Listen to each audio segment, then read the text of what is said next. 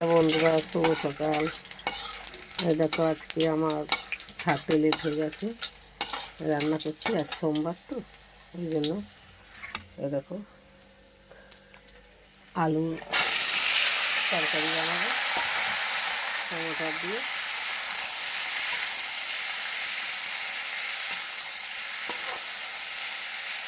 আলুর তরকারি হবে আর পরোটা হবে, আমি তোমায় দেখাচ্ছি। এই দেখো বন্ধুরা, টমেটো দিয়ে আলু দিয়ে একটু তরকারি করবো হচ্ছে। এই দেখো বন্ধুরা, মাজা মারছি, লুচি হবে।